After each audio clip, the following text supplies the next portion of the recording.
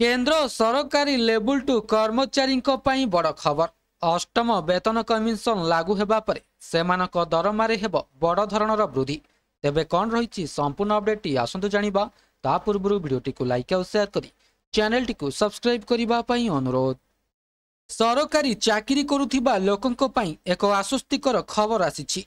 दीर्घ दिन धरी आलोचना हेउथिबा अष्टम वेतन कमिशन लागू कार्य आगकू बढ़िछि।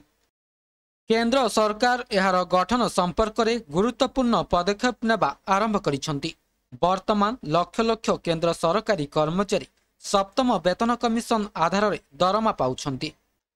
किंतु वर्तमान कर्मचारी माने आशावादी जे नूतन वेतन कमिशन सेमानकु उत्तम दरमा एवं भत्तार उपहार देव। यह विशेषकर लेवल टू कर्मचारी पई बड़ आश्वस्ति आनिपारे। लेवल टू कर्मचारी दरमारे हेब एतिकी वृद्धि। वर्तमान द्वितीय श्रेणी कर्मचारी मूल दरमा प्रति मासरे 19,900 टंका रही।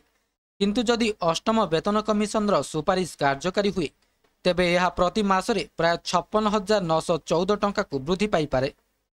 अर्थात प्राय 3 गुण वृद्धि संभावना रही। तथापि यह एपर्यंत एक आकलन अटे, कारण कमिशन गठन एवं यार सुपारिश आसवाक बाकी रही। तेबे अष्टम वेतन कमिशन कौन रही आवश्यकता? भारत सरकार कर्मचारी मुद्रास्फीति खर्च एवं जीवन धारण मान को ध्यान रखी प्रति किछि वर्ष रे एक वेतन कमिशन आनती। शेष अर्थात सप्तम वेतन कमिशन 2016 रे लागू होइथिला एवं सेबेठारु मुद्रास्फीति एवं खर्च बहुत वृद्धि पाइछि। एपरी परिस्थिति रे कर्मचारी माने सेमानक कठिन परिश्रम अनुसार उत्तम दरमा पाई परिबे। सेथिपई एबे अष्टम वेतन कमिशन आवश्यकता अनुभूत हेउछि। अष्टम वेतन कमिशन रे भत्ता मध्य बढ़िबो।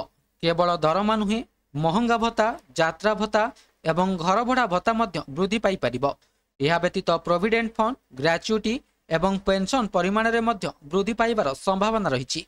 तेबे यह थिला संपूर्ण अपडेट टी। वीडियोटी भल लागिथिले वीडियोटी को लाइक करंतु, शेयर करंतु एवं चैनल टी को सब्सक्राइब करने को भूलंतु नहीं।